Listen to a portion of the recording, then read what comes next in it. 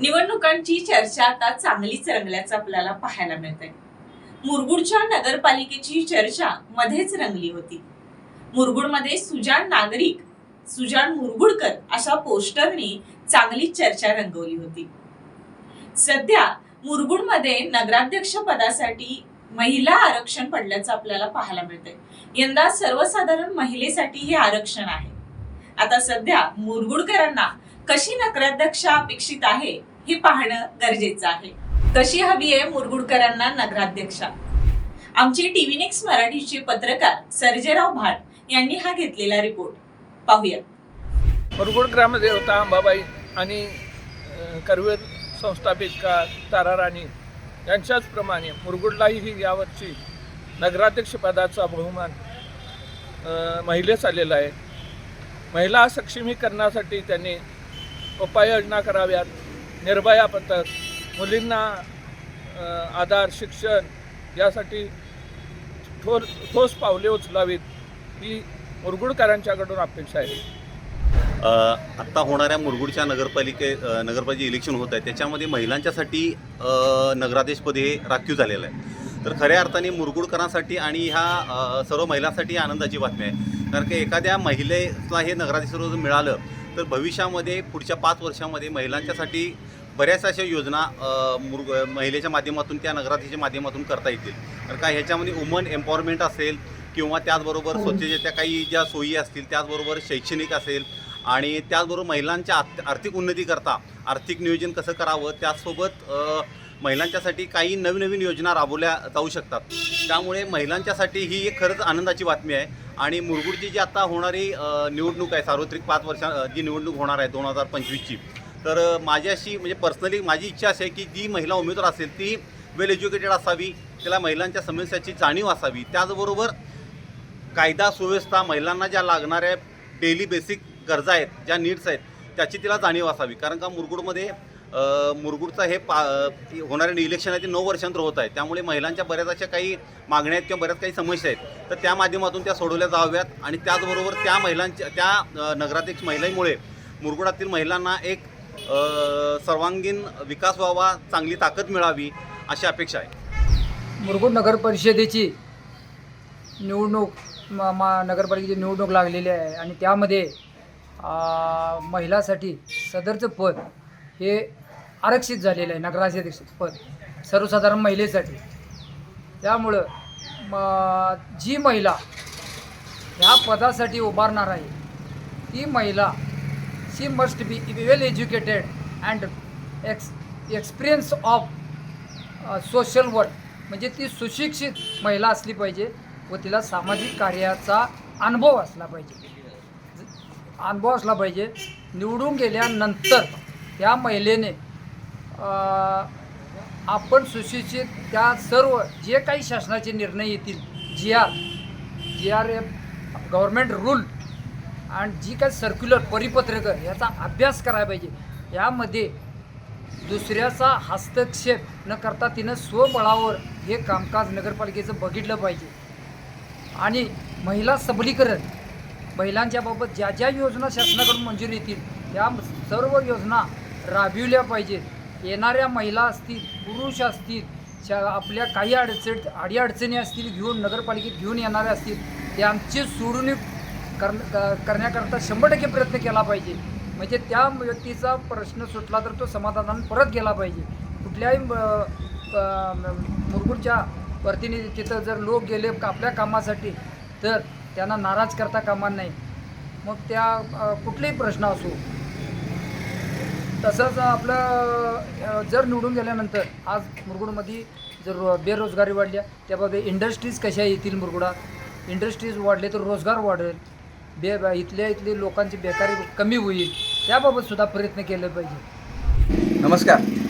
बऱ्याच वर्षानंतर म्हणजे तब्बल 9 वर्षानंतर मुरगुड नगरपालिकेची निवडणूक लागलेली आहे आणि त्यामध्ये नगरपालिकेचं नगराध्यक्षपदाचं आरक्षण हे महिला पडले आणि 50% यामध्ये महिलांना संधी शासनाने दिली आहे.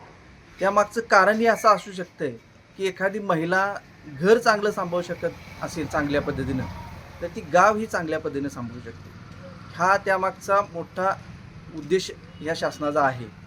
आणि हे करत असताना जर एखादी महिला ह्या मुरगुडचं नगराध्यक्षपद भूषवत असताना ती चांगली वेल क्वालिफाईड असावी, तिला महिलांच्या समस्यांची जाणीव असावी. महिलांच्या समस्या म्हणजे महिलांना रोजच्या जगण्यामध्ये जे काही समस्या येतात त्याची जाणीव तिला असायला पाहिजे. महिलांची सुरक्षा सगळ्यात महत्त्वाचा प्रश्न आता आहे. महिलांची सुरक्षा, मुलींची सुरक्षा, ह्या सगळ्यांची जाणीव असणारी असावी, सामाजिक बांधिलकी जपणारी असावी. आणि अशी एखादी महिला जर त्या नगराध्यक्षपद भूषवत असेल तर ह्या मुरगुडसारख्या नगरीला ती भूषणावर आहे. आणि सगळ्यात महत्त्वाचं एक मला इथं अधोरेखित करावं वाटते की महिला नगराध्यक्ष झाल्यानंतर 5 वर्षे त्या महिलेनं ते नगराध्यक्षपद भूषवावं. कारण बऱ्याच वेळा कसं होतं आहे की नगराध्यक्ष महिला होते आणि ते नगराध्यक्षपद तिचे पती किंवा अन्य कोणतं ते सांभाळत असते. असं न होता त्या महिलेला ते सांभाळायला ती संधी द्यावी. आणि ही संधी जर त्या महिलेला दिली तर 5 वर्षानंतरचं मुरगुड हे आपल्याला वेगळं दिसू शकतं. अशा पद्धतीची महिला ह्या मुरगुड नगरपालिकेची नगराध्यक्ष व्हावी अशी माझ्यासारख्या एका सामाजिक कार्यकर्त्याची मनापासूनची भावना. नमस्कार सर्वांना, माझा जय महाराष्ट्र.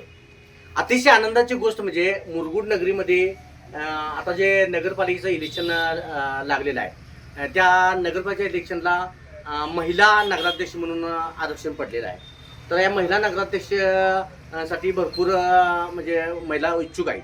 पण छत्रपती शाहू महाराज, बाबासाहेब आंबेडकर, महात्मा ज्योतिबा फुले, छत्रपती शिवाजी महाराज यांचा हा महाराष्ट्र आहे. आणि या महाराष्ट्रांचं ह्या शाहू फुले आंबेडकर आणि छत्रपती शिवाजी महाराज यांनी महिलांचा आदर म्हणजे चांगल्या पद्धतीचा आदर केलेला आहे. महिलांना म्हणजे चांगल्या म्हणजे सोयी उपलब्ध करून दिलेल्या आहेत. आणि महिलांसाठी राखीव जे आरक्षण आहे हे डॉक्टर बाबासाहेब आंबेडकरांनीही दिलेलं आहे. हे कशासाठी दिलेलं आहे की महिलासुद्धा हुशार व्हाव्या, महिलांना सुद्धा राजकारणात संधी मिळावी म्हणून हे बाबासाहेबांनी या आरक्षणामध्ये या महिलांना म्हणजे ही महिलांची तरतूद केलेली आहे. मला सगळ्यात आनंदाची गोष्ट म्हणजे मला सांगायचं आहे, हा महाराष्ट्र राजमाता जिजाऊ मासाहेबांचा आहे, हा महाराष्ट्र ताराराणीचा आहे, हा महाराष्ट्र सावित्रीबाई फुलेंचा आहे, आणि हा महाराष्ट्र इंदिरा गांधींचा आहे, हा महाराष्ट्र राष्ट्रपती द्रौपदी मुर्मू यांचा आहे. आणि यांचं जसं नेतृत्व झालं या आपल्या महाराष्ट्राला, आपल्या सईबाईंनी आपला हे महाराष्ट्र सांभाळला, राजमाता जिजाऊ मासाहेबांनी छत्रपती शिवाजी महाराज घडवले. म्हणजे एखादी स्त्री सुद्धा म्हणजे एखादी जबाबदारी टाकली तर ती आपलं घर कसं चालवते, आपलं राज्य कसं चालवते. तर अहिल्याबाई होळकर या तिने सुद्धा राज्य चालवलं. आपल्या राजमाता जिजाऊ साहेबांनी सुद्धा त्यांच्यावर सुद्धा फार मोठी जबाबदारी दिलेली, तिने सुद्धा हा महाराष्ट्र चालवला. अशा पद्धतीची ह्या विचाराची, या महिलांच्या विचाराची म्हणजे जी आता मी नावं घेतली, ह्या महिलांच्या विचाराची एक महिला या मुरगुड नगरीला नगराध्यक्ष लाभावी अशी माझी नम्र विनंती आहे. आणि ते म्हणजे ते जी महिला नगराध्यक्ष होणार आहे त्या महिलेला त्याचे पत्ते असतील किंवा कोणी असतील की त्यांनी खरोखर त्या महिलेला न्याय द्यावा.